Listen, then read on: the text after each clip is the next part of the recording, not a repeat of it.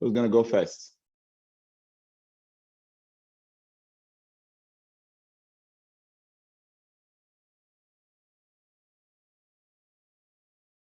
You can go through your notes, go through your assignments and assessments you've done.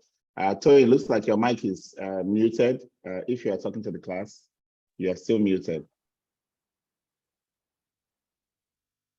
Good evening, sir. Good evening, welcome. Yes, sir. So in the last class, we talked about the building code,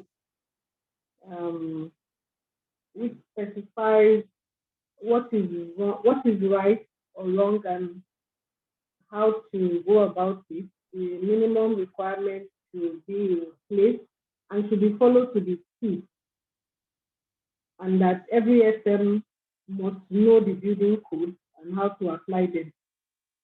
And that we should also ensure that we work with the minimum standards, not to go below the minimum standards.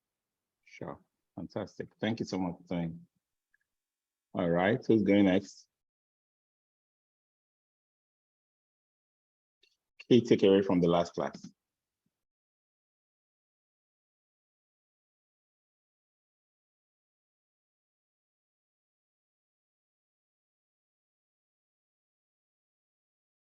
Yes, I need more responses, please.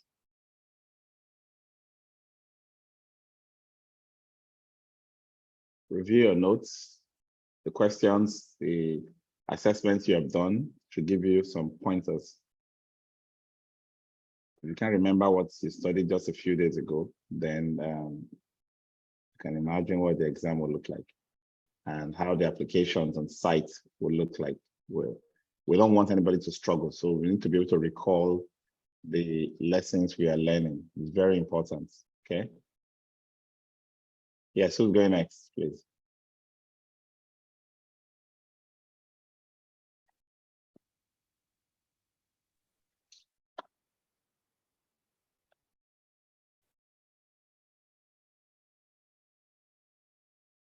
Sylvia, welcome. Who has just joined? Daniel.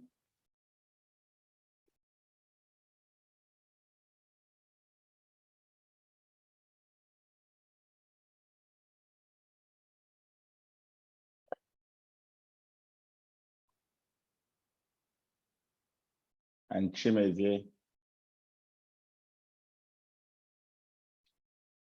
Adiola, do you want to give us a takeaway from the last class?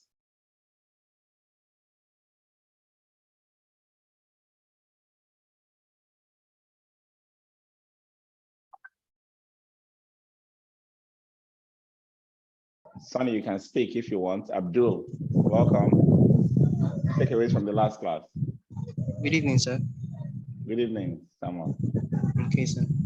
The last class we talked about sustainability and energy management. Did you miss a class? Looks like you missed a class because we did building codes, regulatory compliance and building codes after sustainability and energy management. I think I missed that. Aha, okay. All right, go ahead if you want to give us a feedback from the. I was unable to log into that class. So. Oh, wow, that's weird. So if you have a challenge anytime in this program, the WhatsApp chat is always being monitored by the training department. So if you just put your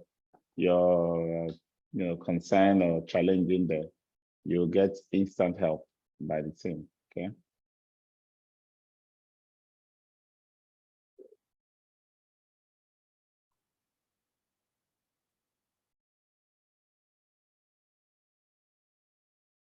Okay. I'll have to move on to today's class then. We have a good number in the room already, and I don't want to take more of your time. I'd rather close early than not be able to cover the content we have promised for today's class.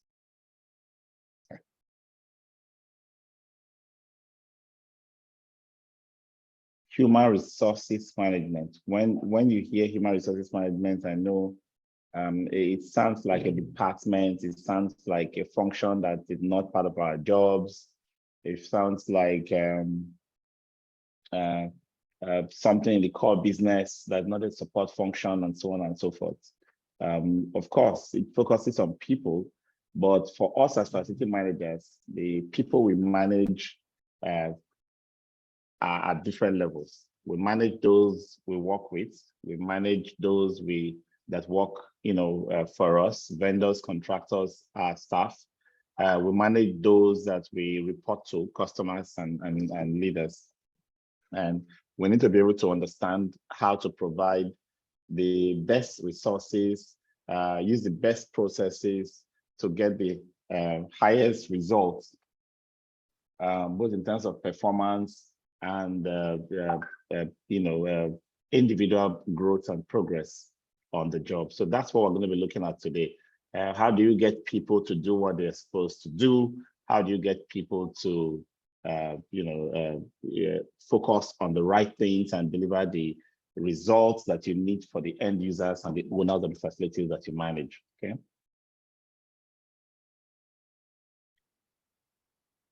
So I'm going to go all the way from hiring to succession planning, organizational values, how to link it with employee development, all the way to performance management, diversity, and then workplace management, so workplace processes that are sustainable, practices that helps us to incorporate the best practices into our work environment.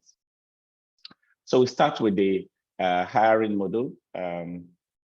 If you think of human resources as a focus on people within the overall purpose of mutually achieving the strategic business objectives or purposes for which the nation exists, then you'll be, more focused in the way you handle human resources. You won't see it purely as a departmental function that doesn't concern you, because at the end of the day, the team that make up the HRO departments are only providing support functions to the business units who manage HRO specifically. So in essence, those who work with people, those who use people to get things done, are the real HRO managers. The HRO managers that you'll find with the designation of HRO are typically clerical support assistants, people who help guide the process of managing human resources. But people who actually get the result.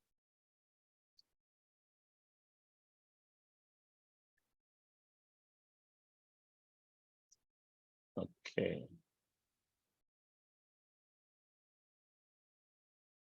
Okay.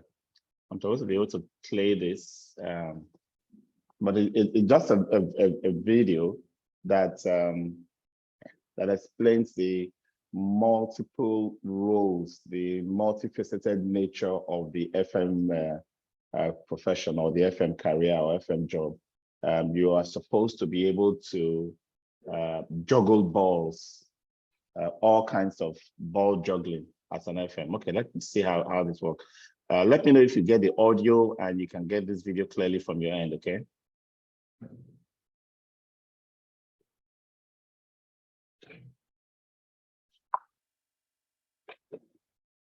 A lot of people ask me, well, some people ask me, two people asked me once, what is facilities management again? Let me clarify this.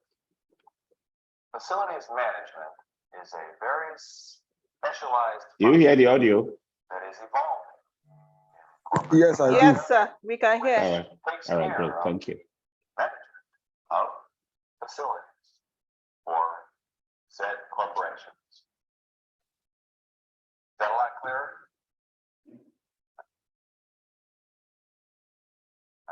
Let me try it one more time. Facilities management has a very specific job description. It's just that nobody knows what it is. You see, an FMer, as I like to put it, has to be very familiar with management and facilities, as well as architecture, design, marketing, and also be an electrician, an engineer, a fortune teller, a gambler, and a magician. Besides that, the job is easy. The trick is coordination. The team, dealers, designers, and facility managers. It all starts with strategic planning.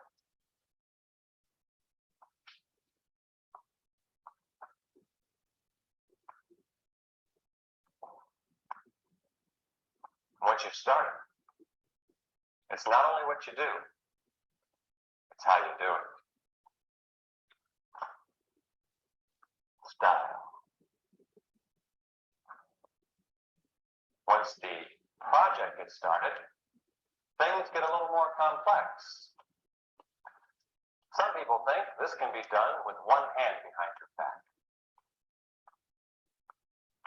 Some people think a really talented FMer could keep this project going and even look away. Yes, they do. Keeping a watchful eye out for the unexpected.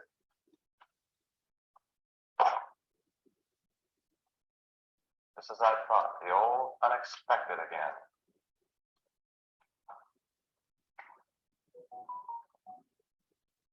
You see, there comes a point in every facilities manager's life where it all has to be put together.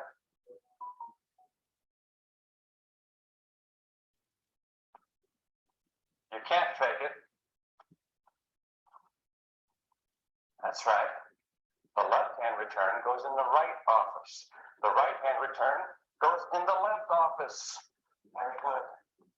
That goes there, that goes there, around there. Check the third floor. Not ready yet. Over there. Everything under control. A brilliant idea. Now, the trick is coordination. Without it, it's a lot like juggling on a motorcycle.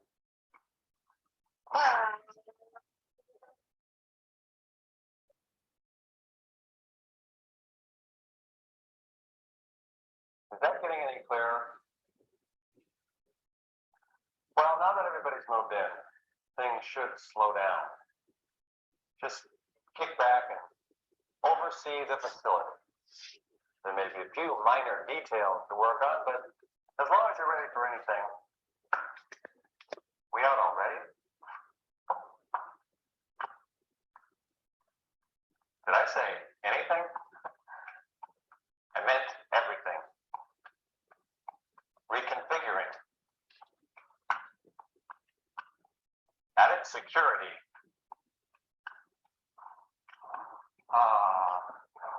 Lighting. Plunging.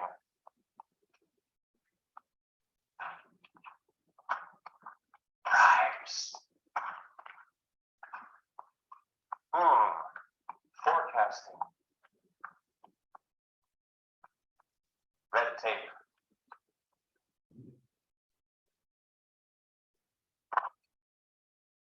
Baby boomers. And then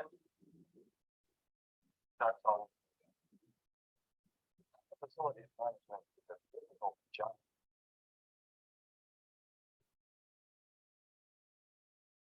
It's just that you have to wear a lot of hats.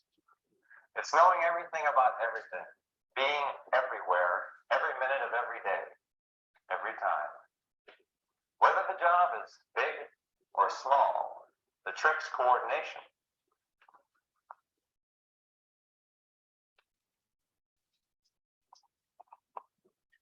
Besides that, the job is easy.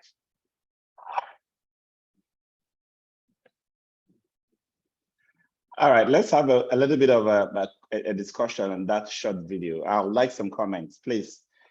Tell me what you get out of that, what you learned from that short clip.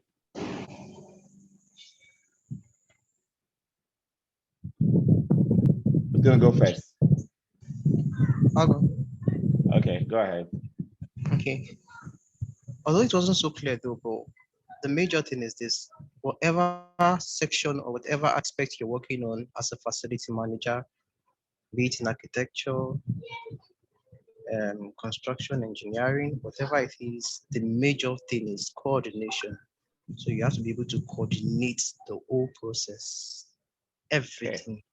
Yes. All So right. that's the major thing I got from it. Super.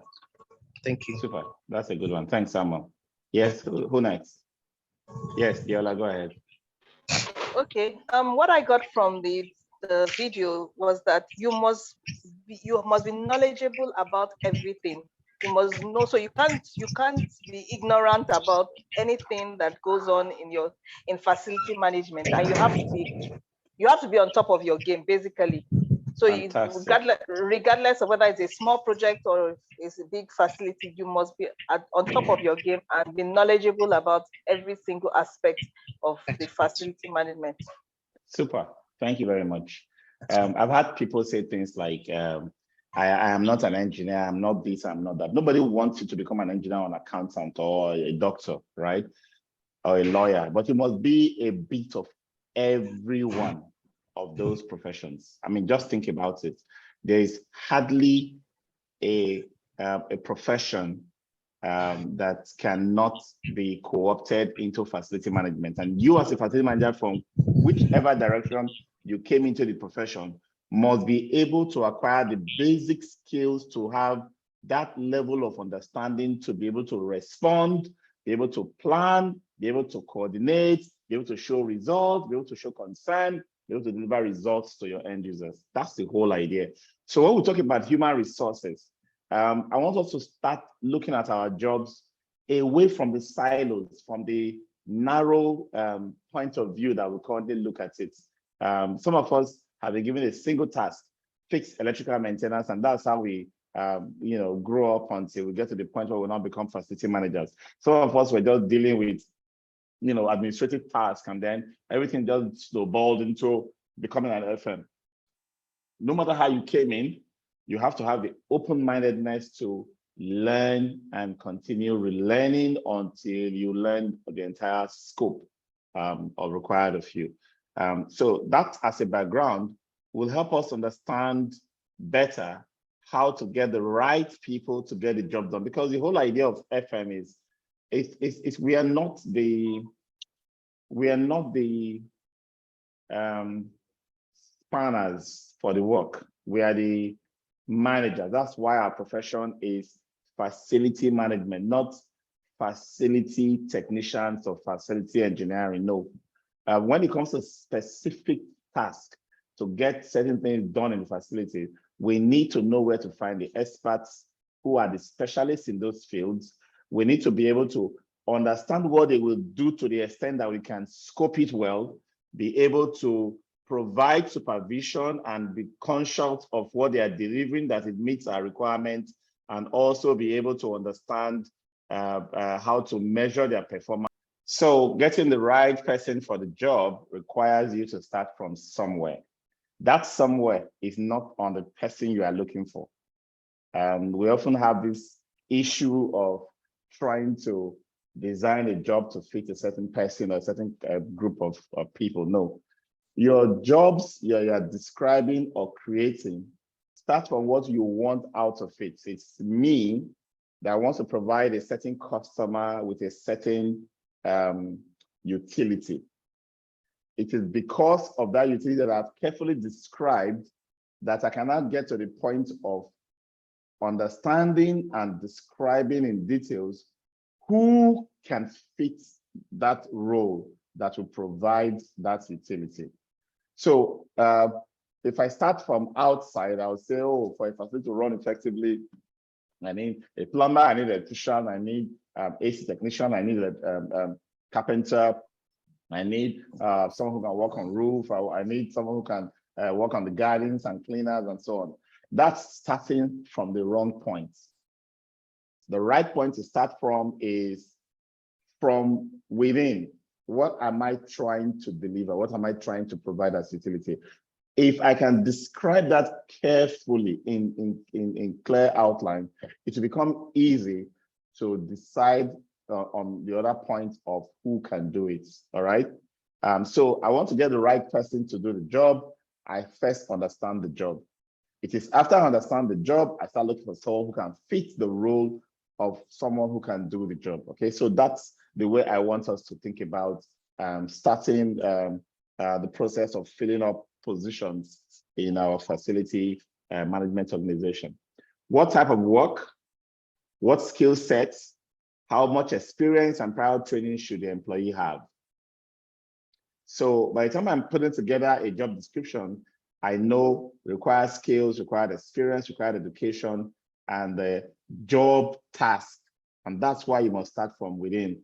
I hope we don't have people in here who will say, all I need to do is tell the HRO guys that I need a carpenter. All right. So they just go and give me a carpenter. No. The moment you start ordering things in your organization in that way, whether it's procurement, or I need air conditioners, or I need engine oil, or I need so and so machine purchase, or HRO people where you say, I need an AC technician, I need an administrator, I need this or that. The moment you use those single line memos to make a request, you have abdicated your responsibility. You need to actually do a lot more work in specifying and documenting what you need done, what you will get out of what you need to ask these other support teams to provide for you. So that's why we talk about you as a hiring manager being able to write a proper job description.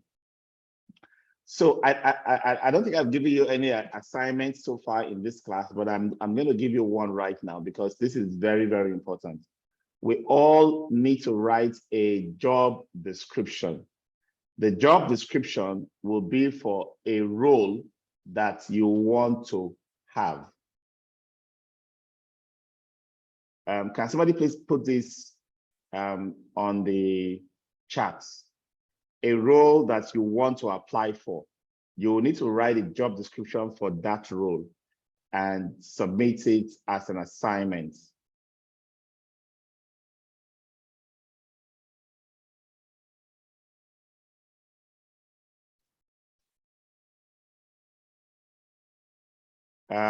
Faith, can you write this assignment on the chat for me? Okay, so I'll do that right now. Yes, the assignment says, write a job description for a role that you are about to apply for, a role like your dream role, right? So write a job description and submit it as an assignment, okay? So you have a title, you will have required skills, experience required, education required, and the task to be performed, broken down point by point, okay? Thank you.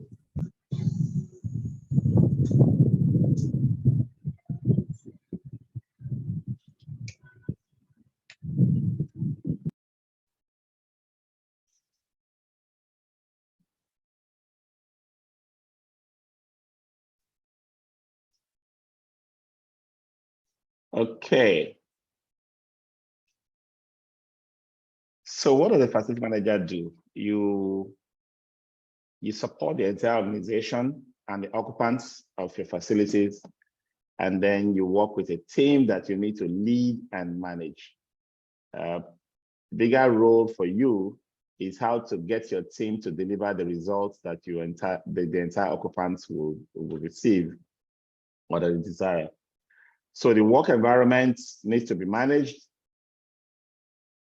The work environment should be conducive to innovation, which means you are looking at how people are doing the work they do. Your job as a facility manager goes beyond providing for people what they ask for, what they say they need. Your job gets to the level of understanding the work they do and being able to innovatively enable them, deliver on their work very well, right? So that's why we say you must create an environment conducive to innovation. Provide safe, healthful environment. This third item of your role as a facility manager is actually codependent. It is law that people who work in the facility that you are managing must be kept safe and the environment must be healthful, which means you cannot endanger people's well-being in terms of safety and health, as well as security. Your role also should be to advance with the times and integrate technology into the facilities and the facility management that you cater for. implement sustainability initiatives. These are elevated level of management that brings you to the level of strategy. If you're able to think sustainability, you will do things smarter, you will adopt more technology, you will reduce waste, and you provide results in more clarity. You have more data to back up the results you're providing. For your team, you must provide growth and development opportunities. This is very important. Everybody that joins your team must see a path. It's not very helpful for people to be in a position in your team and they cannot see anything else for them beyond that point, that spot that they are in. So what's that whole process of providing growth opportunities and a path for the people that you manage?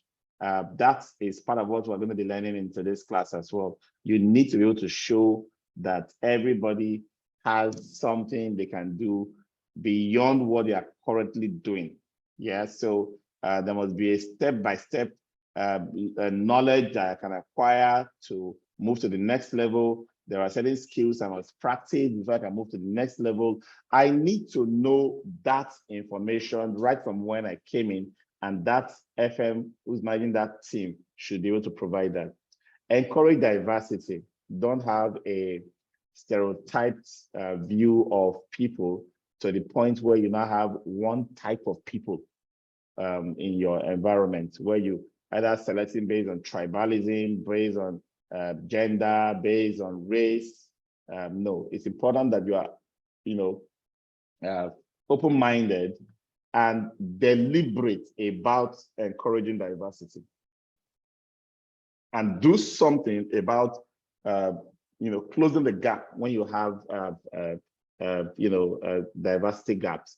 We have looked at the FM industry, for example, and our surveys and our estimates and our experience from the last few years shows that we are doing almost 1 to 5, 1 female to 5 male in the FM industry in terms of the gender inequality or gender gap. And we have made an effort as an organization to close that gap. So we have launched the Women in FM Diversity Scholarship. What's our aim in Max-Migold? We really want to get more people, take away the issue of money as a burden and to get into facility management. And that is a huge concern for us. And that's something that we think will make a lot of difference in the industry. So if you have female folks who would love to pick up, and quite honestly, it's a societal or cultural thing. When you ask a female who just left secondary school, for example, what you want to do, you start hearing of tailoring, you start hearing of hairdressing, cosmetics, and stuff like that, catering and the rest. You will hardly hear them talk about engineering, coding, mechanics, plumbing, and the rest. So we tend to shift the men into the so-called technical and management spaces, while we put the women into the service lanes. That's very, very deserving, as a cultural situation we found ourselves. We need to open up to diversity. Another way of opening up to diversity is to encourage people of different religion, different tribes, different races, just everything different, gender and all, to have a good mix within your team. So if you have to, if you're hiring and you find yourself always hiring a certain narrow view of the demographics, then you need to ask yourself, what can I do better? Even if you have to make some adjustments to give some of these, disadvantaged demographic groups a chance, it is very, very helpful, and I encourage it a lot, because what this does to the team is it brings a lot of cross-fertilization of ideas. We're not going to walk as a team into a ditch, because we have people who are going to be able to reason from multiple angles and bring ideas that are going to save us from making such blunders. Now, you also need to be able to implement appraisal system.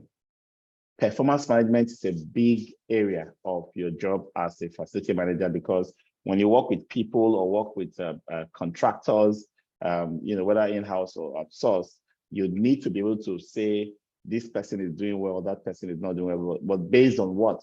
Based on what? Set goals, supervise, monitor, receive their reports, analyze and give feedback on a continuous basis, and then appraisal to show how well they have responded to those improvements and those goals you've set for them, and how well they've delivered on the task that you've given them at the end of the day. That is those are the roles, the full lineup of what you need to focus on as a facility manager. We have a problem in our industry. We have a dearth of artisanal skills. We even have difficulty finding qualified managers who have been trained to manage this skill pool. So a job pool where you hire from has to come from organizations like us, like Max-Migold, because we provide training. We'll definitely have a great pool of a great network of people who have been trained, who we can certify to a certain level that they have acquired the skills, knowledge, and abilities to be able to deliver on certain roles within the FM industry. Otherwise, you'll just have to depend on throwing it out there and hoping that the right candidates would apply. But again, the big challenge with that process is you get all these hundreds and thousands of people who apply, hoping that you'll be, numb to the fact that they don't qualify for the role. You probably just look through it, and I mean, to be honest, many people think that you won't find somebody more qualified than them. So when you put out your job descriptions, role specifications, and all those information, they know they don't have it, they don't have the experience, they don't have exactly what you are looking for. But I just hope that you don't find anybody who actually does, so they throw in the application as well. But what does that do to you as a facility manager or as a hiring manager? You end up having to sift through tons and tons of paperwork or data before you can decide whether you want to hire somebody, or before you can know whether you even have the right person in that stock. So I think using professional bodies, using training organizations will help cut through that process. So you can now narrow down to people who are most likely to be qualified, most likely to be experienced in the field or in the role that you're trying to advertise or hire for. And then interview a small number of people for the potential job. And then just try to ensure that your interviews are planned for. I know that many people organize interviews and it's only the first question they have in mind, right? It's only after the candidate has answered the first question, they will now use rejoinders upon rejoinders upon rejoinders to ask more questions. That is a very, very poorly organized interviews. In some cases, you have 3, 4, 5, 10 candidates for the same role, and they all come into the room and they are asked different set of questions. When they are asked different set of questions and the examiners put in different scores, whoever you choose at that time can never be guaranteed to be the best person, because what you've basically done is give them different exams and then score them and then come up to say, I found the right person for the job. So that's a big problem. So your questions must be well thought out. And if you think that HRO can do the questioning for you when you want to hire a facility management assistant, a supervisor, coordinator, technician of any category, you're making a big mistake. They will be there to negotiate salary. They will be there to discuss cultural integration issues. They'll be there to discuss psychometric issues. How does this person think? Does it fit into our system of working? Does this person understand, our company enough to be able to blend in and become an achiever with us? That's what HR should be concerned with. But in terms of the job that needs to be done, you have to be there to ask the right questions. So you must have your questions set, screened, and ready before you get into the interview. And you must ensure that you have a template for recording feedback or output, or at least something to score your perception of each person's performance or response with each question. So if I have 10 questions, and I throw you the question, and you answer me that, give me an answer, I want to be able to give you, on a scale of 1 to 10, a score for how you did on that question. And I have to do that on the spur of the moment. I won't wait until the interview is over, and then I'm not trying to wrap my head around, was it the dark tall guy or the short slim guy that answered it this way that I should give more score to for this line item. No, if you try to do that, you suffer from recency factor. The last person who came in would want to get more accurate scoring because you remember everything. And the one who, was in the beginning is completely lost. You make up some things and that person does not get any good grade, or somehow you may even reward him over if you are using recency factor to hit the last person so badly that you are not throwing all your weight on the first person. So record exactly as it happens, right? Make sure your questions are open-ended. Of course, make your interviewees comfortable. Don't put people for a job interview behind a high table, right? So if I come to visit you in your office, you can be in a massive executive table with a big, executive chair, and give me one small stool or across your table. That's fine, doesn't matter. But in an interview environment, you can't do that. It has to be on a normal conference table where we all be on the same type of chairs around and the same at the same level, so we can be comfortable to ask questions. Open-ended questions helps you to know exactly what people would say and what they are thinking. Closed-ended questions are questions that will require yes or no for answers and do not give you enough information to assess what that person knows or thinks. Interviews should not be too long. I have been to interviews where, I've been in an interview that actually lasted 11 hours. Just like only one person interviewed me. There were about 6 of them that interviewed me, and they took turns coming into the room to interview me one by one and making their own scores. But ideally keep your interviews to 90 minutes where you can have a structured set of questions and each person can ask their question and then the score recorded by each person on the interview panel. Ask the interviewee questions about past job performance. Too many times and this is something that happens in our CVs. It also happens in interviews. You end up talking about what you were asked to do. I was in charge of this, I was responsible for that, I oversaw this, I oversee this. Those are not the real thing about your job performance. Your job performance are the real value you brought on the table. What achievement did you make? And you must be able to express this in numbers. While doing this, I achieved reduction in that. I was able to increase this by that. I was able to motivate 2 or 3 or so and so number to get promoted to become this. Those are the kind of things you talk about when it comes to performance. Performance is not what you do on a daily basis. Performance is what you achieved for the organization while doing what you do on a daily basis. And then again, it's also important that interviews, especially for roles of middle management, to require a panel.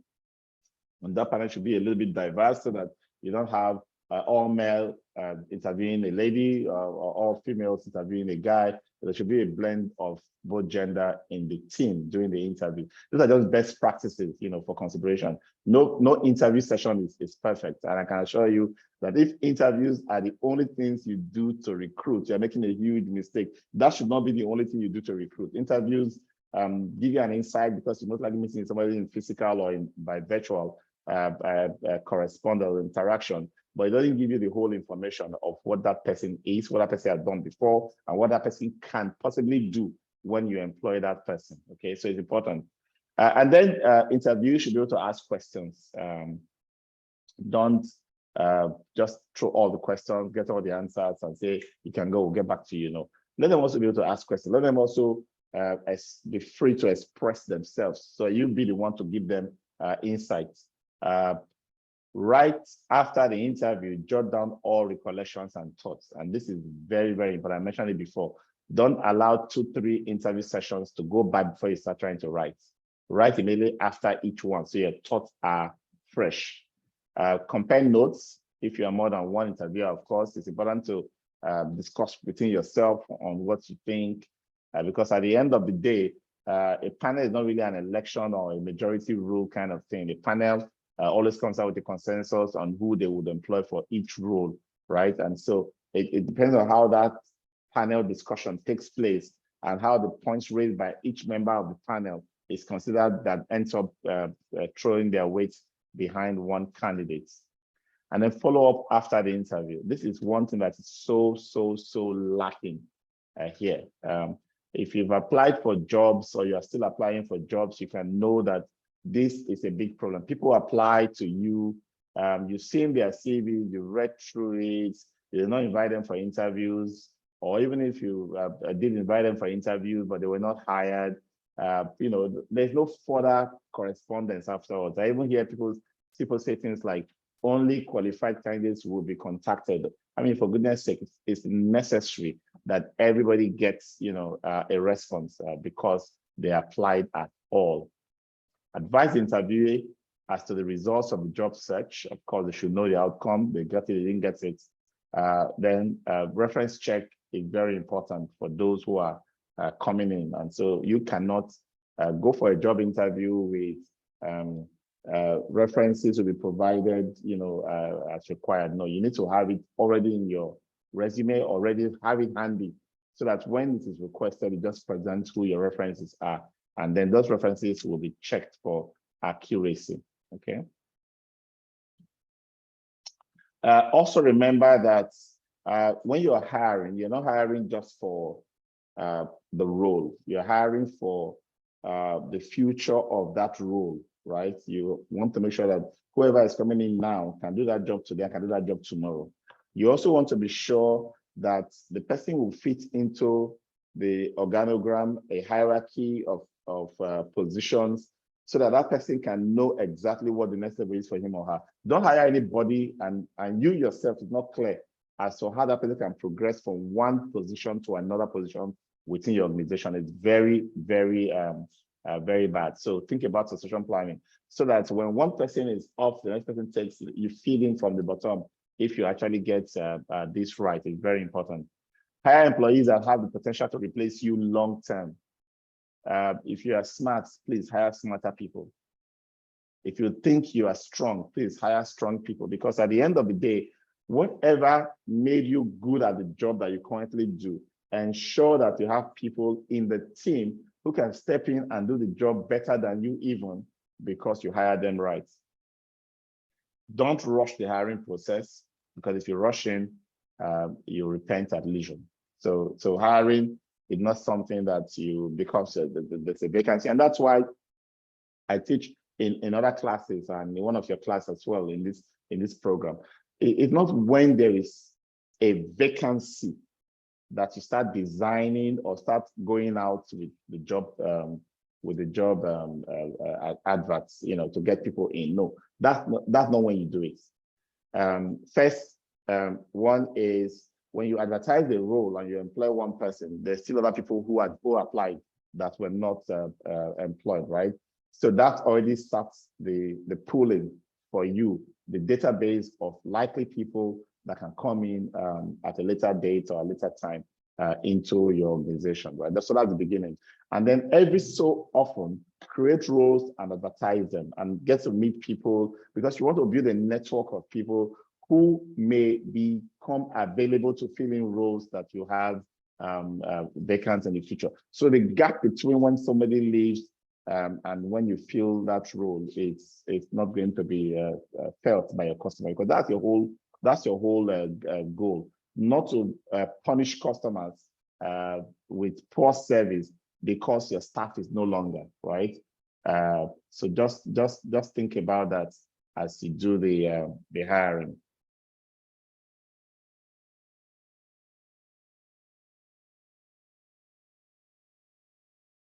So job requirements.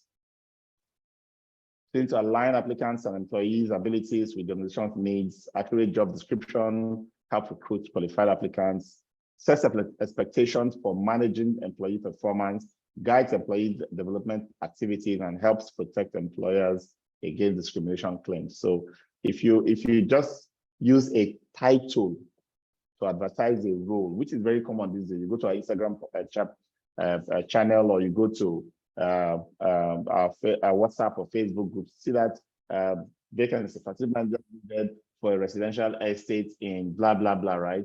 We see all those kind of things regularly, and you wonder exactly what they are trying to achieve, because at the end of the day, we search one-liner, many people will apply, and you need to go through all of them. And if at the end of the day you start narrowing down, based on what are you narrowing down? You could easily be accused of being biased, that you're just selecting all the outside people who applied. You are trying to push away the Yoruba and then pick only Hausa people, into the pool. And that can become very plausible because the basis for which you screen them, we don't even have that detail. And if you don't have that detail, there's no way you can justify whatever you are doing at that point. So it's very important that we document. Okay. So we are moving into where people have now been employed. You've screened, you hired people, and they are now in your organization. They are working as your team. How long does it take you before you realize that, oops, it looks like I made a mistake. This guy will not be the one. This guy is going to be too much of a problem. This guy is going to be too this or too that. And I mean, this person cannot work here. How often does that happen to you? Because if you rush into a hiring without doing some of this due diligence we've talked about, you are going to have that, buyer's remorse, employer's remorse very quickly, okay? So let's say this person is really, really good, fits in, culturally settles in, is able to concentrate and deliver very good results. And this person is now in your team. Are you going to just leave the person who you've hired to say, you know what to do, go ahead and do it. And then let's just keep watching and seeing how you're doing it. I'm sure that's not what you do. You need to keep managing that process. So you care for the employee, manage that person's deliverable so that you don't end up coming back to say, no, this person is not good for it. When you did not provide the support the person needs to be really good at what he or she promised to deliver for you. So you must motivate people. People don't necessarily wake up and say, I'm going to take up this job and I'm going to go and do a bad job.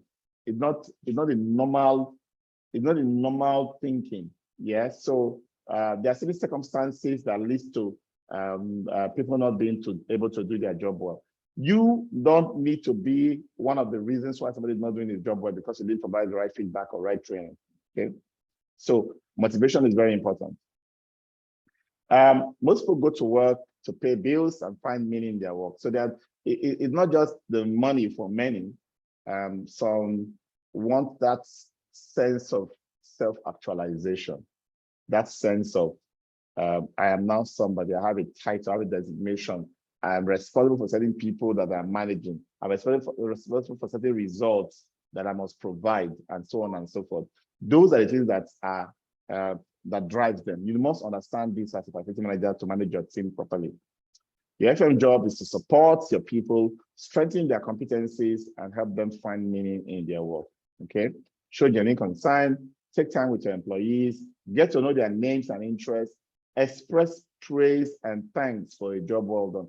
Many employers or supervisors or managers only remember to interact with hammers and slams and negative comments when the employee doesn't do well on the job, right? What if you spend that same effort on a balanced approach to commend them and praise them for the work that they do well on a regular basis, and accepting and giving thank you, for example? There's this story about a cleaner, just another custodian in the NASA American Space Agency office, who was asked, what do you do? What's your job? And he says, I help put men in the moon. I help put men in the moon. For a cleaner to have that mindset, say, I help put men in the moon, it shows that that person understands the reason why the organization exists and knows that for every good work that he performs there, he's contributing to the overall goal. And that's important for all of us to do. Let every member of the team know where they fit in the jigsaw puzzle that makes up the delivery process for your customers. Okay, they attend to the needs of your employees and their requests. Follow up with them as per request. Supply them tools and equipment that help them succeed. Get ongoing feedback from them. Allocate time and money for training them and train them actually. I know of an organization, a very big organization, where we're discussing a training package for the team, and the manager stopped me and said, look, you know what? This people didn't come here as a school, they came here to work, so they already know what they should be doing. Let's not bother too much about the training discussion. If you don't train them and keep them stagnant, they will begin to do less and less. Your system will become less and less productive, and you begin to make the loss. And this is very important. So we don't get it twisted and make it look as if every time you train people, it's because we are giving them something that they should take, and then that's a value for them. That's an incentive. Of course, it's an incentive, right? But if you look at it, you know that as they increase in these skills that you are training them with, they are also able to do better at the jobs that they do for you. So it's very important that you train. And then don't leave people on the job without the tools. I don't see how it makes sense. Some organization will employ you, and then they will be going through a long process to get you your laptop or whatever tool you need to get the job going, such that even for a month or two, you probably are still trying to shuffle around, not be able to be productive. But of course, your salary will be paid at the end of the month. Who's losing? Okay.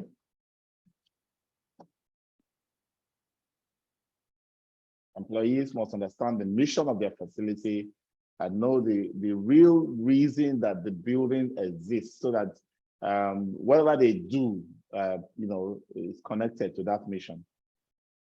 So you empower your employees so that they get a sense of, they have that sense of belonging and that identity that they are contributing to something big. And it's also important that we spend time understanding our employees. The reason is that no two people are the same in likes, in preferences, in attitudes, in anything, right? So even in abilities, even if they wrote the same set of skills and they were both employed as electricians based on those set of skills, when you do analysis on them, you realize that they have different differences. So that's why it's important to understand what each person, who each person is, what motivates each person. It will be very different what motivates A versus what motivates B.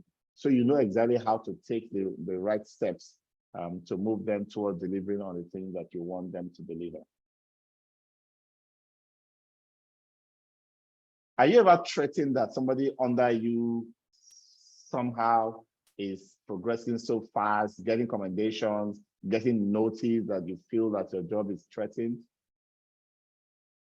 Your succession planning should include getting your replacement from within your team. I've always had this principle, like I've always paid well, paid me well, served me very well, very, very well. I take a maximum of 6 months in any team to know who among the team members will be my successor. It takes just 6 months for me to get to that point. Okay, so it's important that we have that as part of our plan. We must be conscious of that need to have someone. So what if I'm going on leave, for example? Somebody has to stand in for me. If I'm not available for one reason or the other, somebody has to know what to do within the team. That is the beginning of succession planning. Okay, so even if that person is too low in the hierarchy of the organization, provided that person is able to grasp, be able to receive training, be able to motivate and lead others, then of course you can put that person in that ready to replace you position. Okay, because really, look at that question. If you die today, we also say God forbid, but this is business. We worship God, but we don't use God forbid to avoid addressing issues that are risk related. Would the business shut down because you are no longer there? That's the biggest question on that indispensability. I am this, I do this. Every other person don't understand. I give them bits and pieces for them to do. If I'm not there, what happens? Will all of them crumble and not be able to deliver on anything? Okay. Succession planning is about working yourself out of a job and promoting others to your job. Underline that line. I want to get up and up and up and up to the level where I am no longer suited. Others are taking those positions and I move on to something else. So you can keep rising because you are creating someone else to replace you. I always make that call. I always call my bosses in times past to say, I've identified so-and-so person, within so-and-so time, this person should be ready to replace me, just in case you have another position for me to move on to. And especially when I already know that there's a vacancy up there and I want to step into it, man, I work very diligently to ensure that I have a replacement as quickly as possible.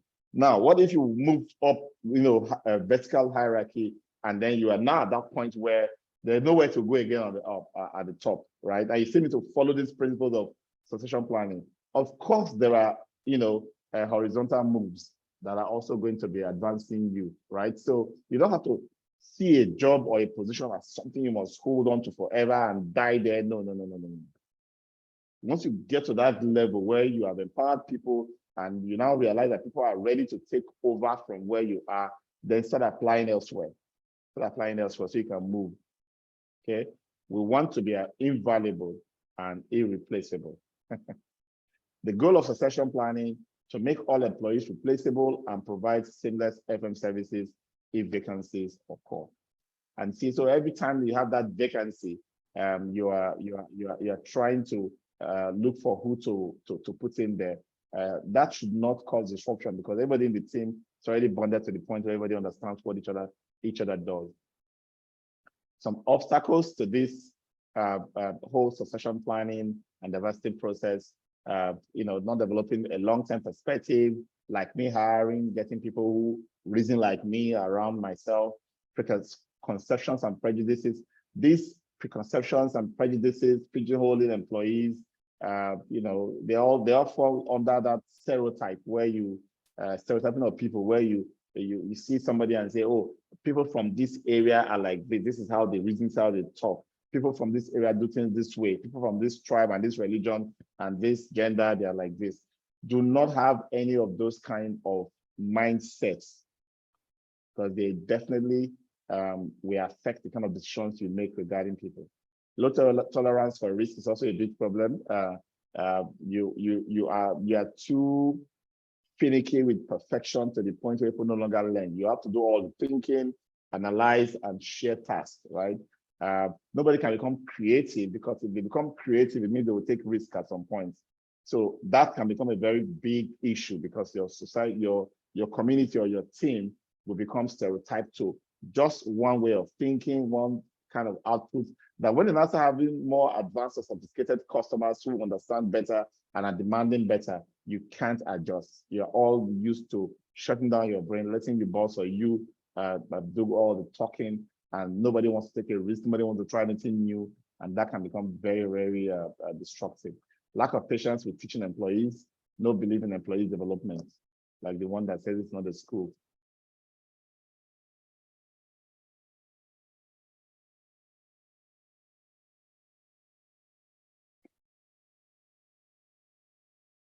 All right, so what motivates people? Can it be money? Majority, yeah. Many people, will walk away from your job if they get, higher offer. So don't take that away.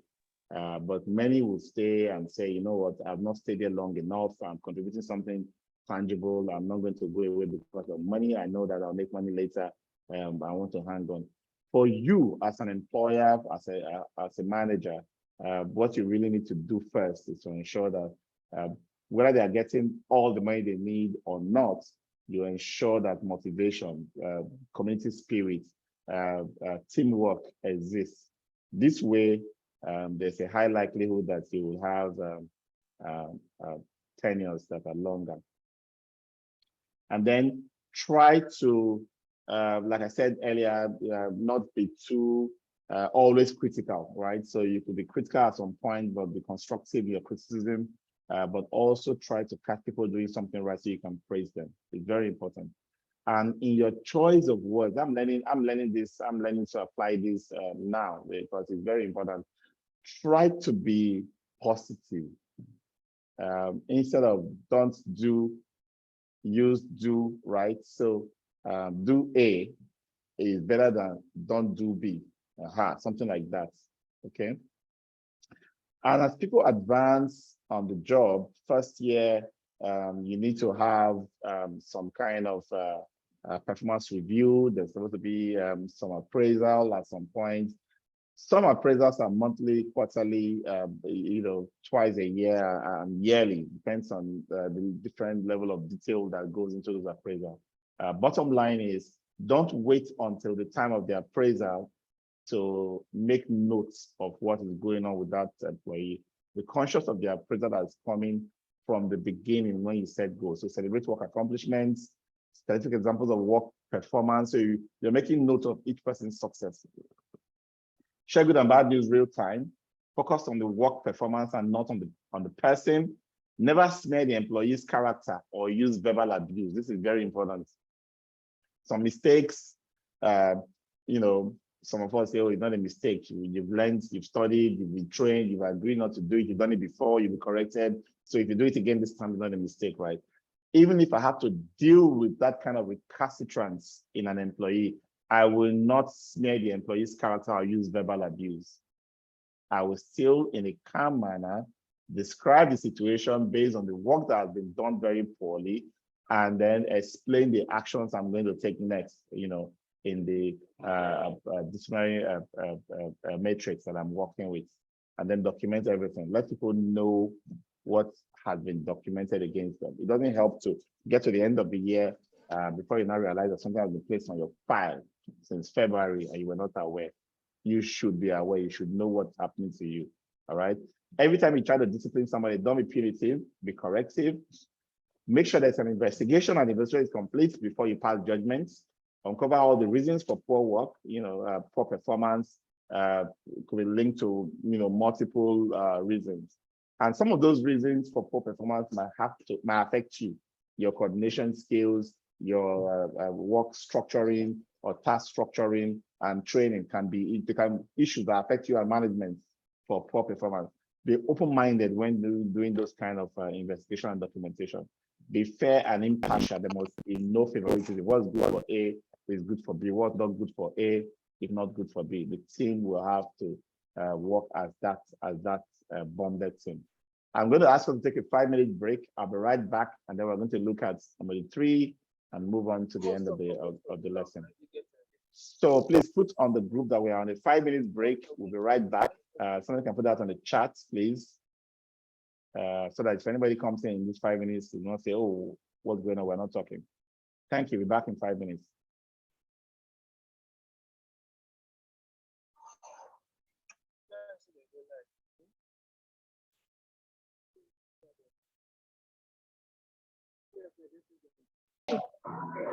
Okay. We are here. All right, super. Okay. So you're creating a facility management team.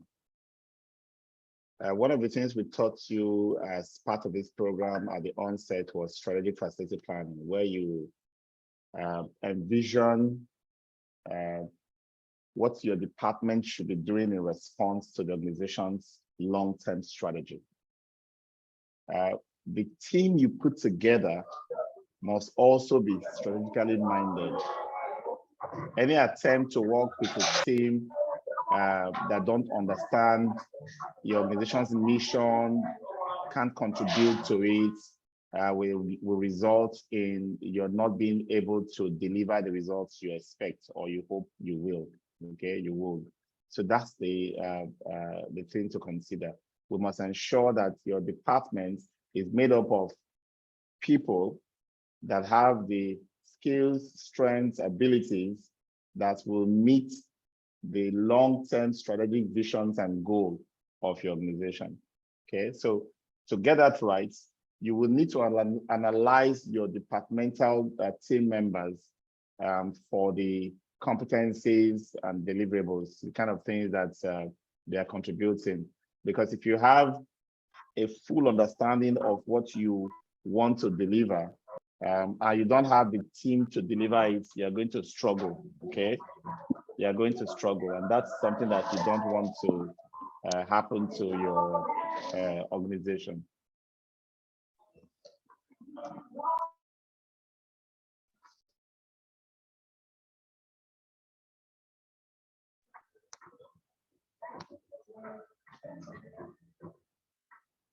Can a person who is not muted, please mute back so that we can continue this class?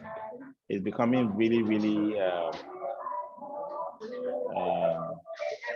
distracting.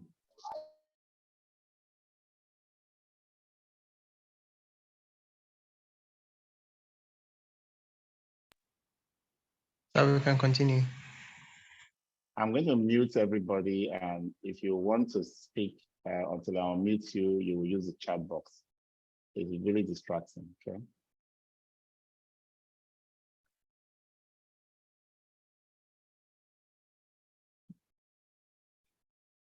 So the reasoning I'm trying to get you to have is, I know what I need to deliver for my customers. These are the skills I need to deliver every task for my customers. That's my inventory of strength. Okay, now, then my customer, which is my main organization, is heading in this direction. They want to meet so and so milestones and mission objectives and goals at so and so time. I need to also have an analysis of the kind of skills I need to have. Let's assume we are moving into an X certified or a LEED certified building in the next 5 years. What kind of skills do I need in my department to manage a LEED certified high-rise tower in Lagos, for example? Now, I'm writing down what that inventory of skills will look like. So I'm analyzing my team against the inventory of skills and strengths for my department in meeting with the needs of my organization now. And I'm also creating an analysis that shows what kind of skills and strengths I will need in my team in 5 years' time when we're going to be moving into a LEED certified building. That's the whole idea. I'm managing and analyzing what, it's not about people now, because if you think of it in terms of people, the individuality of each person might begin to affect your reasoning. I am looking at it first from the standpoint of what needs to be done to be excellent. I create that image of that perfect team. And then I now do an inventory of, oh, Mr. A, these are his skills. Mr. B, these are her skills. Mr. B, these are his skills, and so on and so forth. I put all of those together and say, these are the strengths of each person. And I begin to match them against, my deliverable, what I really need to deliver for my clients.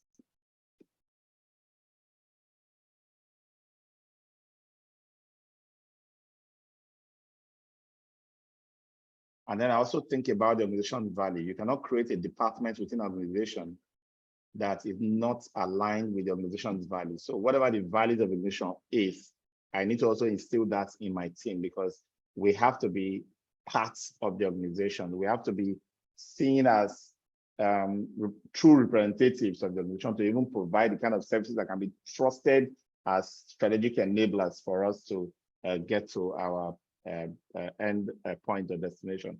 So trust, creativity, problem solving, adherence to standards and rules, safety considerations, honesty, internal and external customer focus, diversity, teamwork, and mutual support, and so on.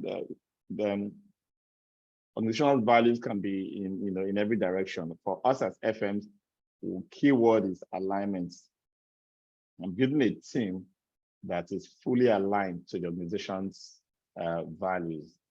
And then I want to also ensure that the organizational values and employee needs align, right? So just the whole process I explained a while ago, I know what needs to be delivered. I know, how it should be delivered and what skills I will need.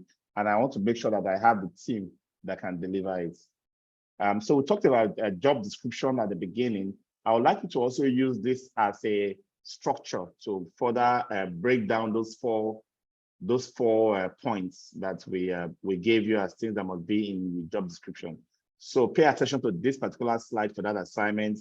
Please be mindful of the fact that that assignment is due on Wednesday. Don't hold an assignment beyond the time for the assessment. Both assignment and assessment given in the same class are due the same day. Okay, so you can use this further breakdown to amplify your job description that you're going to do as your assignments. So we'll talk about competencies. There are job-related competencies. Ability to set objectives, manage others, to produce result, conflict resolution. There are so many competencies that are job related that you craft them based on the things you need to deliver. So this area, this particular role will interface with people. There will be all kinds of complaints. Customers would say all kinds of stuff. You need someone who can actually listen. You need someone who can take care of technicians who are always looking for excuses not to get something done. How can you provide support? How can you, deal with compliance-related issues? You need to come up with all of these when describing the competencies. All right, and then job-related characteristics. So these are things that are more like the soft side of the individuals. Ability to take corrections, work with diverse teams, be fair and honest, emotional intelligence, being optimistic versus being pessimistic, openness to change. These ones are often more difficult to measure, but with experience, you get to know who has what characteristics amongst all of these ones. And then provide a training process. Training process is basically a part of, once I've identified what I need to deliver as an organization, I know what my team currently is made up of in terms of the skills with each person. I know what the gaps are. It is those gaps I used to build a training plan. That's basically what it is. I build a training plan where, show and tell, discuss, bring up whoever knows a particular skill or knowledge, sharing it with others, and so on and so forth. And in some cases, you use external training providers. But in all, you want to ensure that you are able to match what is being learned against what is being done, right? So it's not for somebody to receive a training or something that should improve the work that is being done, and it's not affecting the work that is being done. As facility managers, you want to make progress. You want to also ensure that people who are below you, working behind you, are able to see a path to progress. For those of you working in organizations that are not service providers, end user organizations, which we call the demand organization, what you're going to see is that there will be a point at which the facility management career kind of plateaus, where you don't have a way up because you are not, take for example, a banking setting, for example, you will not become the executive director of banking operations because those are very specialist skills that took them to that level, right? So when you come in from the FM cadre, you become very strategic. You can become an executive director of internal services, for example. So you must know what path is leading up for you. But if you are in a service provision organization, a facility management company, you can actually go all the way to become MD, because at the end of the day, you are gaining experience in all the things that matters to the business, and also learning the business along the way. So what makes up professional development? First is a consideration on how to assess people, assessing people to know the gaps. If you can assess and know the gaps, you can now create a plan for training, cross-training, mentoring, giving people opportunities through job rotation, where Mr. A does this primarily, but you allow Mr. A and B to do a swap so that Mr. A can learn B and B can learn A. And you can do that, kind of peer review process where people can actually, advise each other and comment on each other's work on an ongoing basis. All of this adds to development of the employee. And then we'll look at performance management. It starts from the point where you set expectations. The job description is the first document that sets expectation for any role. All right, so it's important that you have that. And when people come into the job, they are trained, they are assessed, they're rewarded or corrected, and that process continues under a motivation environment. People should feel motivated, should feel a sense of support from you, the manager. Performance appraisals are things we do to confirm our assessments of people's performance. It could be formal or informal. Informal is the continuous feedback you give when you walk through a corridor and somebody is doing a job without gloves, for example, and you make a correction, or somebody is doing something and somebody came to you, a customer came to you and say, oh, that your staff did so well, look at what he or she said, and so on and so forth. You go back to that staff and say, tons of, I heard from Tina that you were so brilliant in your resolution of that problem and so on. And then when it comes to the formal, this is where you have documented goals and targets set at the beginning of the year. You have documented feedback over time. All of those queries, all of those poor performance, all of those reports that you have put together, they're the one that kind of coalesce into what you have as your formal appraisal. So what are the benefits of performance appraisals? It keeps employees motivated. People know that they will be appraised. They will not be lackadaisical. Change behavior more effectively. Gives clear sense of how job performance is viewed by manager and supervisor. It strengthens the organization. It identifies strongest and weakest employees and provides data for vital organizational tactics. When you have things like moves, promotions, transfers to implement, you can really fall back on data that is acquired through appraisals, especially when you have appraisal systems that are properly organized, that are well structured, where every point end is really a point end. So what organizations perform poorly? One reason for poor performance is poor pay, poor compensation. Sometimes compensation is beyond the take-home pay.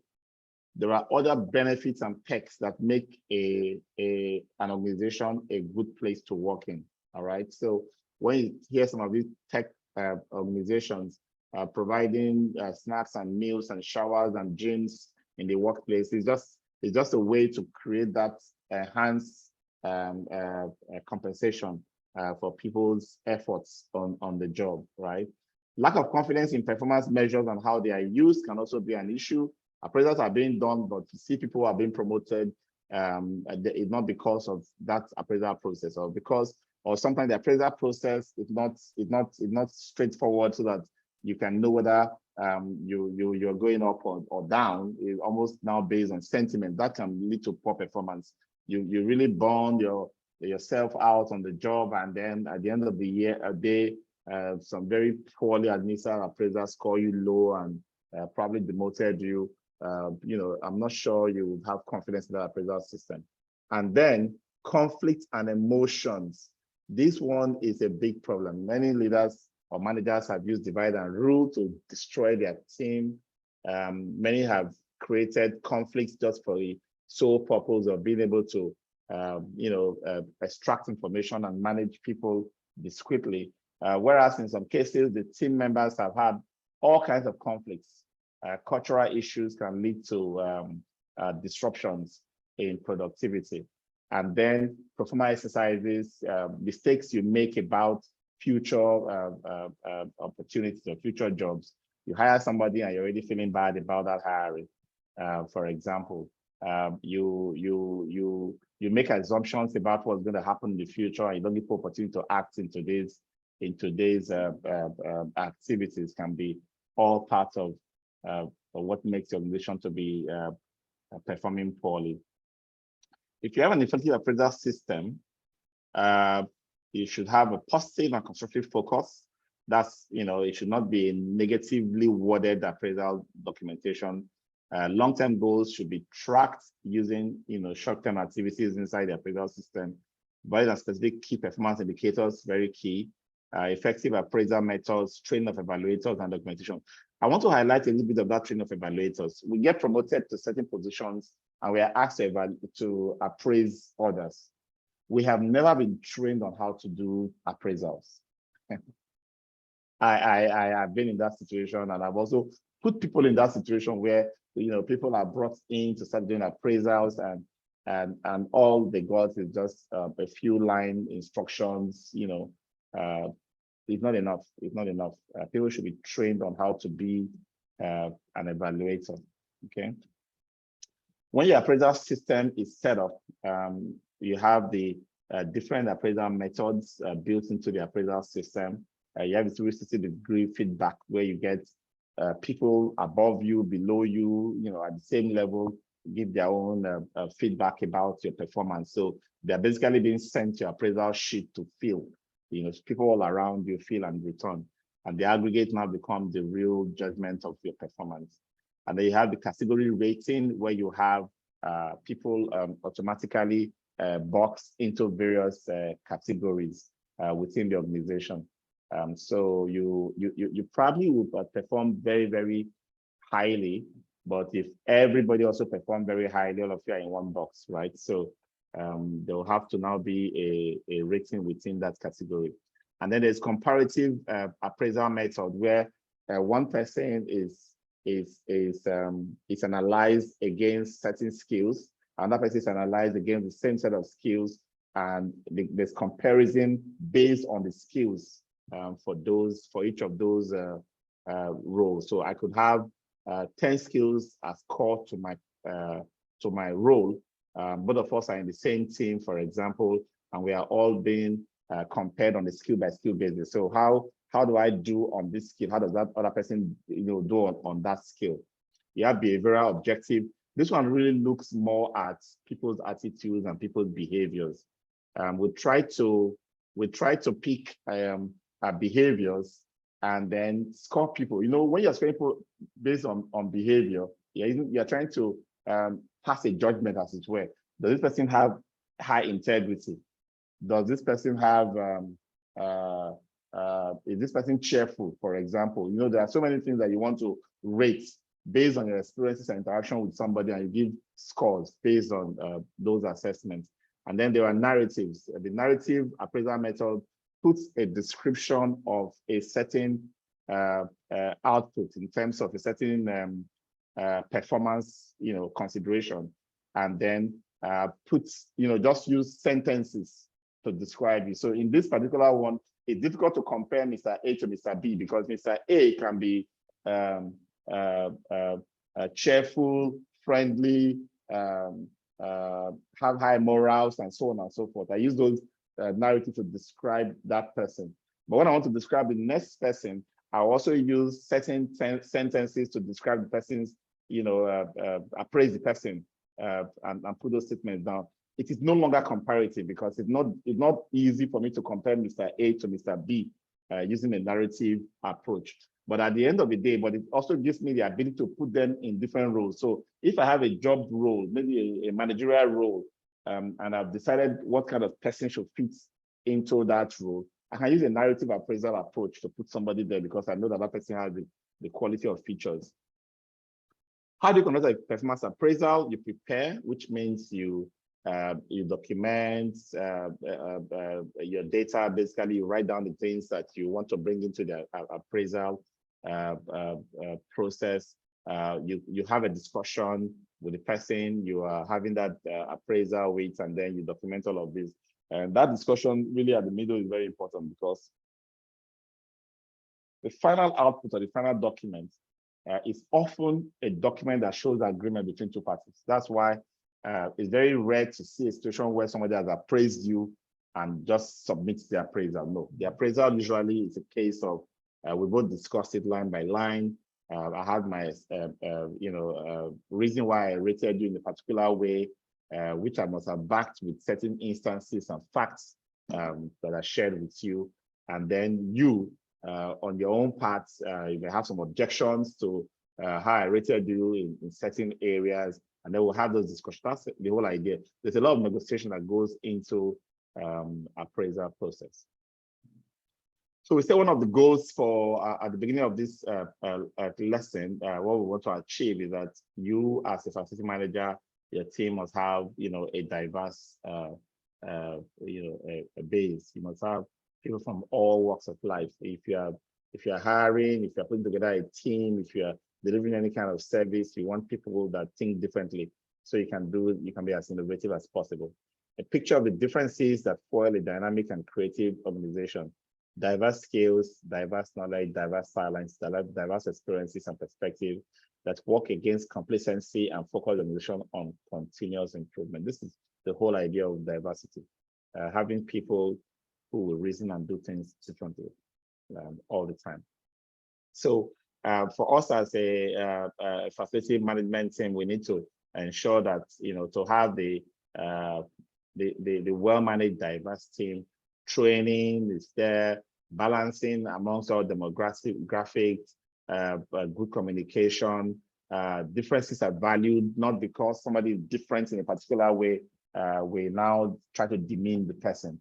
Conflicts are handled constructively, and a strong team identity is built. That's how we have a diverse FM team that can show creativity, job satisfaction, high productivity, quality outcomes, and innovation. You can imagine what the opposite of this kind of environment would be with a team that is not very diverse. How do you manage diversity? Align policies and practices with diversity.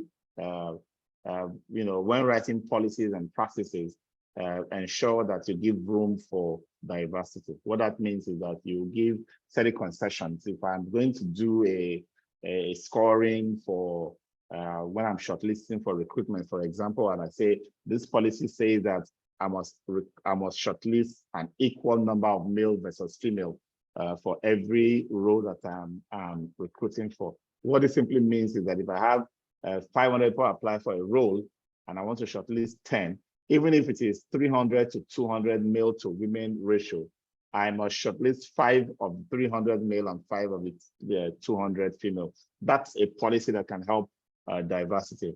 And then it can also push us towards building a balanced team. Cohesion within the team becomes a goal that you need to manage as a facility manager.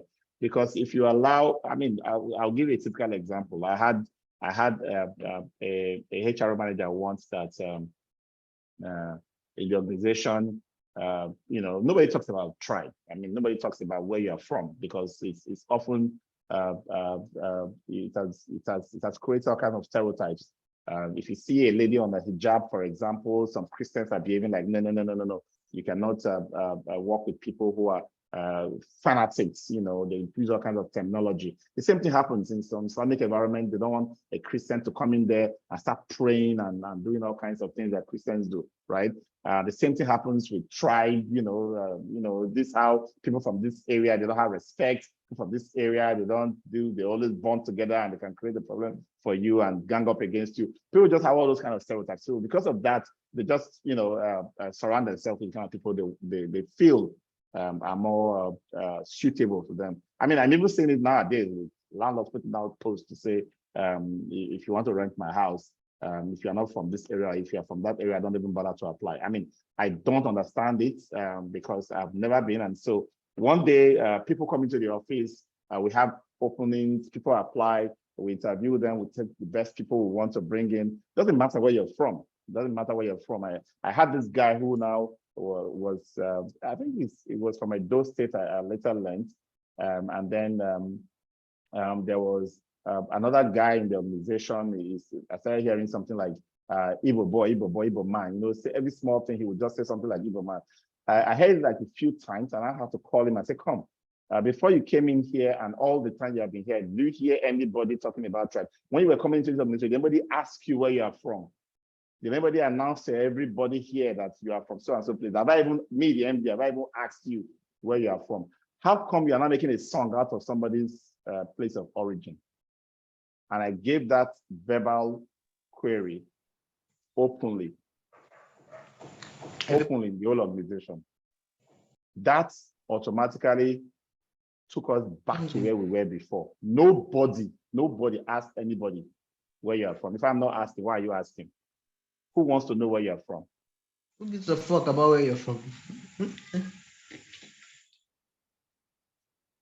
So that's the whole thing about diversity. It's such a big problem today in our world that so many things are really going bad. So many things are going bad. It has entered business world, has entered family life. You can't marry from certain places. You cannot be employed in certain places. You cannot even in politics. It's crazy right now. You just think about how bad any system, any society that cannot be built around diversity cannot make progress. That's the whole lesson we are learning here. So if you want to make progress, you want to get to the next level in your facility management practice and career, and you want to provide the best result, you need to give up on all of those differences that would play up unnecessarily, and abandon all of those stereotypes. If you build cohesion in your team, there'll be mutual trust, sense of accomplishment, there'll be pride, shared goals, and common values.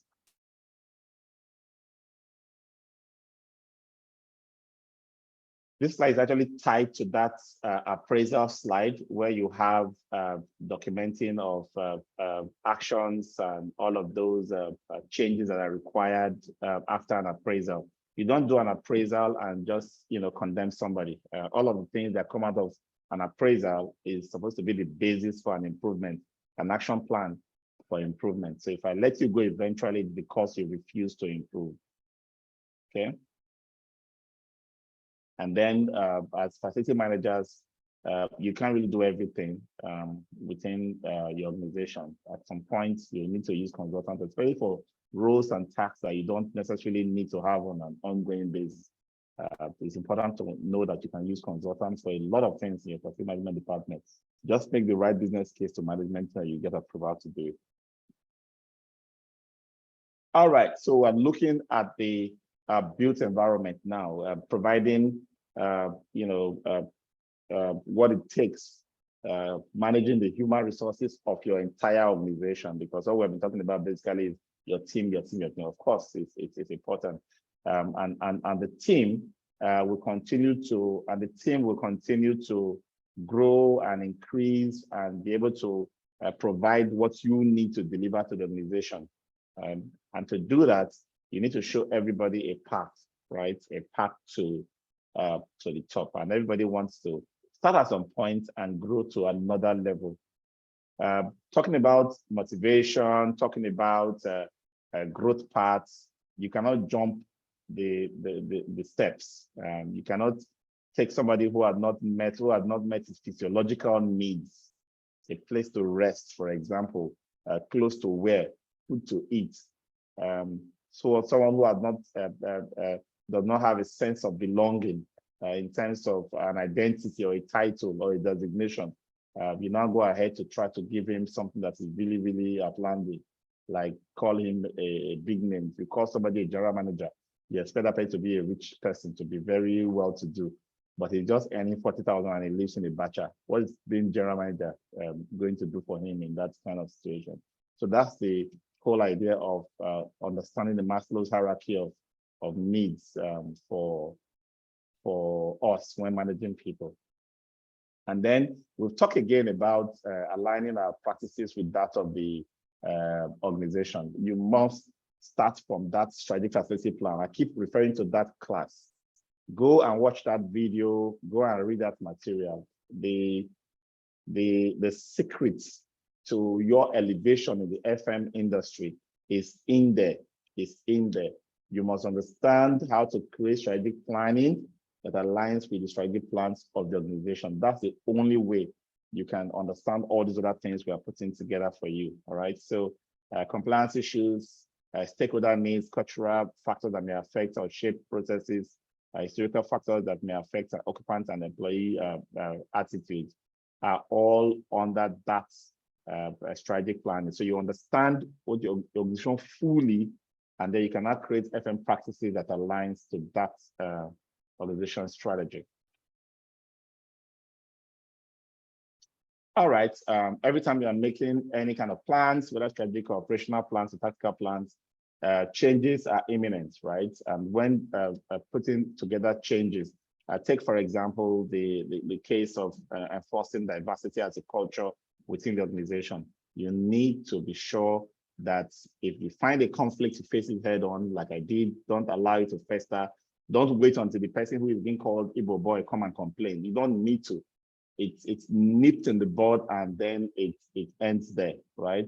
Provide as much information upfront as possible to make people able to adjust to the change, accommodate the change, focus on reasons for change and benefits, listen and provide support, negotiate solutions, engage occupants, use post-occupancy evaluations and debriefs.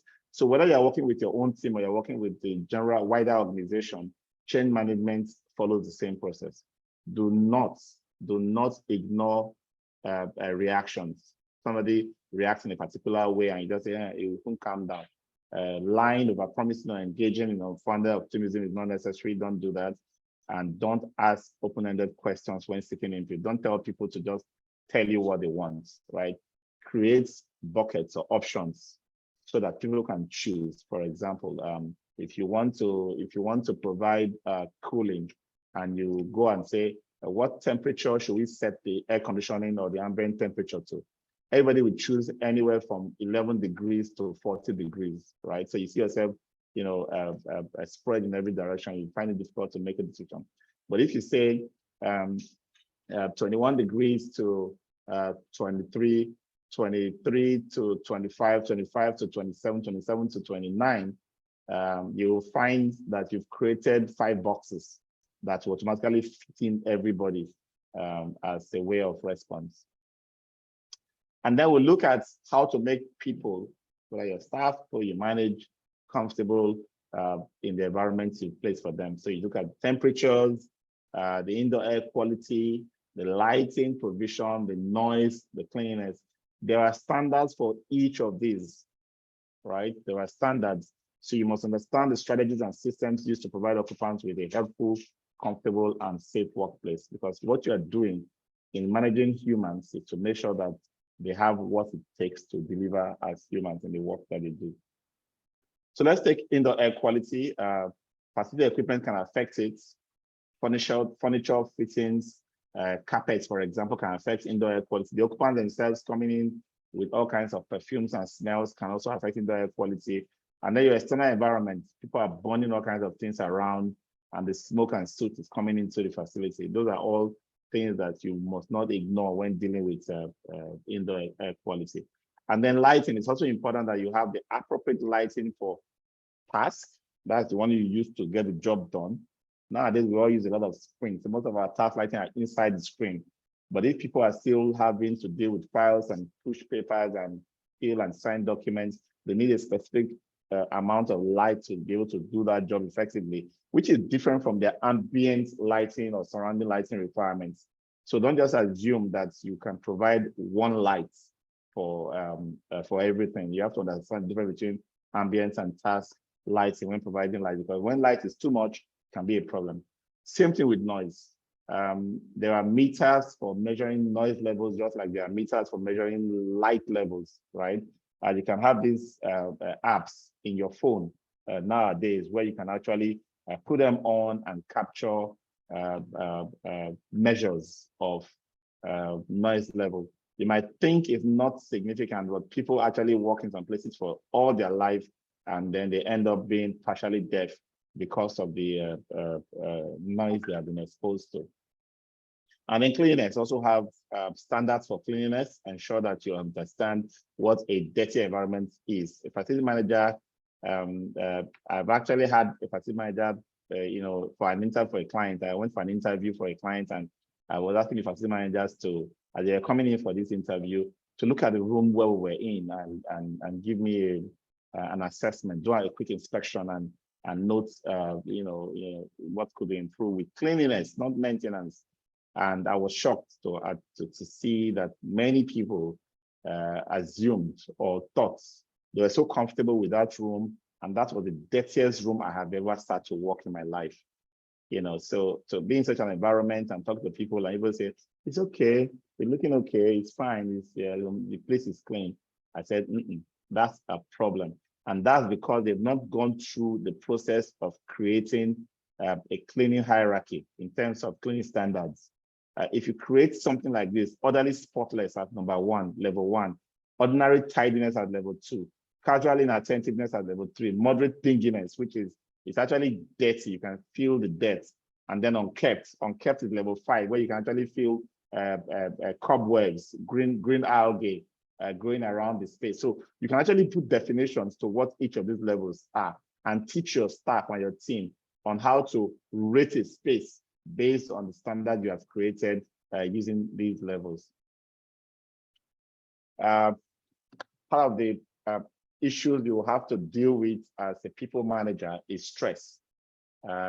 Many of us take it for granted that we know much of the stress we encounter in life are related to our jobs, but in some cases, those stresses are self-imposed by many of us. We allow things to hang on to too late. We are stressed by deadline. We are stressed by work not being properly broken down. We are stressed by frequent changes. We are stressed by new technology, economic changes, not being able to meet the requirements with the existing cost of budget and so on and so forth. Some of these stresses can affect us, can also affect our response to provision of services to our clients, and we need to be conscious of them as managers. Think more again on something else that has to do with the comfort of the individual, ergonomics, the study of the equipment design in order to reduce operator equipment fatigue and discomfort.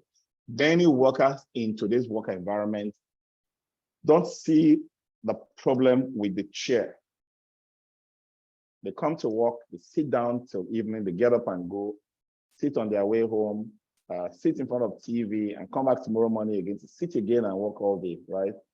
So as strategic managers, you don't want them to be dying. You don't want our people to be dying, early because of this chair being a death factor in today's society. So what do? You make as much as possible some scientific inclusions in the work design, so that workstations, the chairs, the keyboard at the eye level, the monitor, the screen rather at the eye level, the keyboard at the arm level, having an armrest, having a lumbar support, having a neck support, and so on and so forth, just to reduce the impact of the chair. That's the whole idea of ergonomics. And if you can afford to have movable stuff, people can stand up to work and then sit down if they want, to also be very, very helpful. And then you can look at some other FM strategies, like ensuring that your workplace is very efficient. Efficiency here refers to the resources that goes into creating the value that you create. So if you decrease footprint, for example, your square meter cost will be saved, and you can still achieve the same value. Churn rates, you want to decrease churn rate. This simply means focusing on making the place comfortable and productive, so that people don't keep leaving and you have to make changes of getting people in or move people around, and then choosing appropriate furniture for the work. I don't necessarily need a big space or a big furniture if the work I do does not require it. So those are some of the things that FM that will bring to our work environment. And then we can begin to think about workplace effectiveness. This is not about the cost of running the workplace. This is about the workplace itself doing its job of delivering on the results for which that investment was made. So you look at strategies for designing for workplace effectiveness, accommodating different purposes. So when you have different departments doing different things in the organization, do you understand what they do, what the IT team does, what the accounting team does, what the HR team does? If you don't understand what they do, you cannot provide the kind of spaces that will be suited for their work. Okay. So some teams actually need to actually discuss every now and then to come up with ideas and then go and implement. They will need spaces for discussion. If you throw them all inside an open workspace, a room where they can, at best whisper, that they will not be able to deliver a lot, right? Some teams are not necessarily doing collaboration.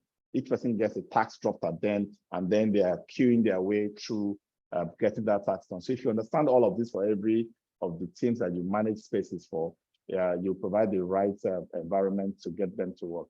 And then nowadays, we are facing a lot of changes in the work environment, a lot of offsite work, a lot of remote virtual activities are ongoing. With the COVID and the rest, FM should be advanced in what kind of spaces we are providing. And if you are still providing on site, like we do in the majority of the work that we do, let's understand things like workspaces, workstations, how to arrange workstations. So people are not always on their desk. So you think about how you can manage space utilization ratios. I'm sure you've done the space management module where you learn space utilization. So someone who's not always there, for example, and maybe a few others who are like that, why do you need to have a place locked up for them? Why don't you have them in a co-working environment where a hot desk or a hoteling approach can be applied, and so on and so forth. So that's our lesson for today. I would invite you to ask your questions. Let's see. I hope you've been taking notes.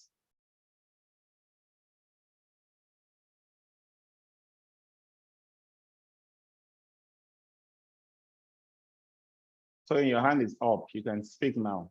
Can you unmute?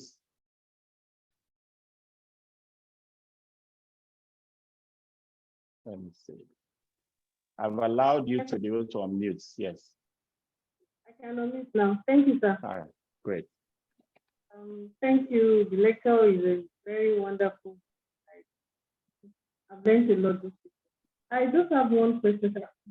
On page 39, where we talked about the effective performance appraisal system, what kind of training of evaluators, like what kind of training they need to have? Okay, super. There are certain training available out there. We have a performance management training. It's an online course. There are so many such short courses that HRO companies provide. Some organizations actually have their own appraisal processes documented, where it is very detailed. Every employee has access to it. But during the time you are appointed as a supervisor, the HRO department should organize a training session for every new evaluator to go through that procedural document again, so that questions can be asked and people can see live role plays of how to implement the various aspects of such a guideline. So it's either you are doing it based on an organization that already has a documented appraisal process, or you are trying to get a training from an outside source that could be an online or even a facilitated training from an expert HRO specialist out there who can come in and train everybody on how to run or manage appraisals. In fact, during such training, especially when you get external facilitators in, you get to know a lot of the things that can improve your organization's process. Some organizations don't have goals and targets set at the beginning of the year, yet they have things they want to appraise on at the end of the year. You understand? So that can be an improvement that this training can bring to the organization, and everybody learns the process. So if we all learn the process of appraisal, both the process of the appraiser and those who are going to appraise us, what's going to happen is that throughout the year, as we are gathering data and submitting our reports, we are conscious of that appraisal. So if you got an appointment, you get the appraisal document with you, you get your weekly or monthly reports, you can actually see how your weekly and monthly reports feeds information to that appraisal. So at the end of the year, you're not going to just try to remember and put things in your appraisal. You have that documentation of things that started at the beginning of the year, from the goals to the monthly and weekly reports that you have been doing to the end of the year. So in essence, the training can be internal, using your processes, an internal team or HRO or a senior manager, or externally procured training that could be an online subscription for a training package or a facilitator brought in to train the team. There are specific training for performance management in the team that includes appraisal. Thank you, sir. You're welcome. And if any of you have LinkedIn Premium, you'll find a lot of courses on LinkedIn when you subscribe to Premium that you can actually just study by watching the videos and doing some exercises, and you can become very good at any business skill that we teach here. Chinere. Yeah, good evening, everyone. I want to also lend my voice to say thank you so very much for this particular lecture today. Maybe for me particularly, I've actually really enjoyed it, and I've learned a lot of things. My question, my concern, and I would just like an advice from you.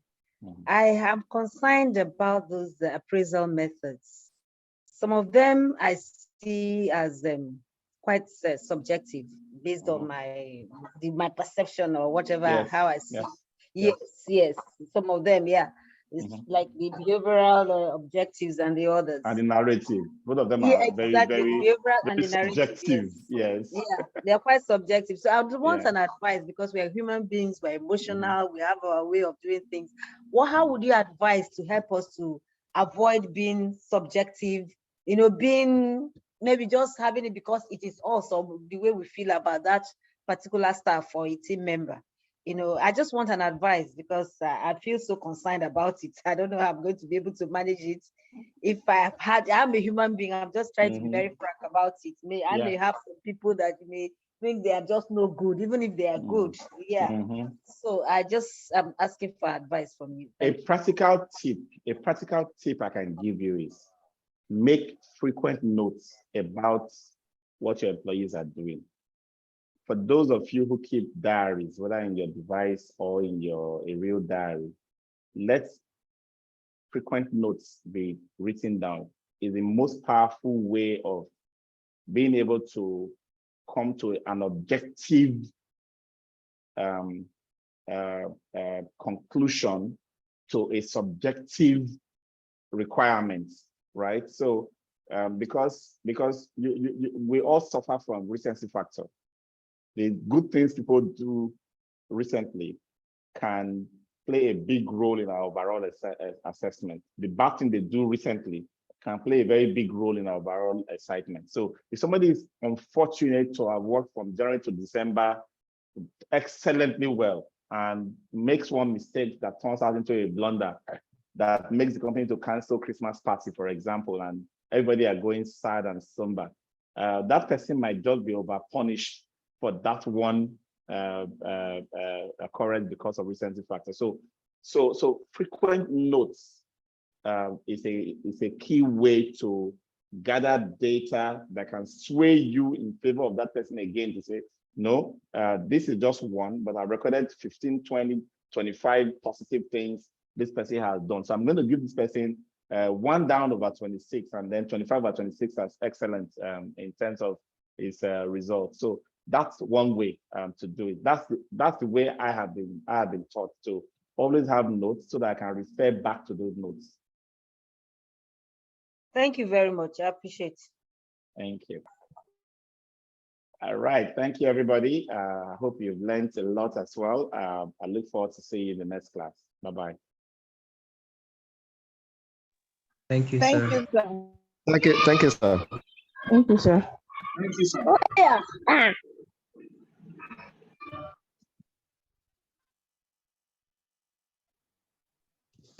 Thank you, sir.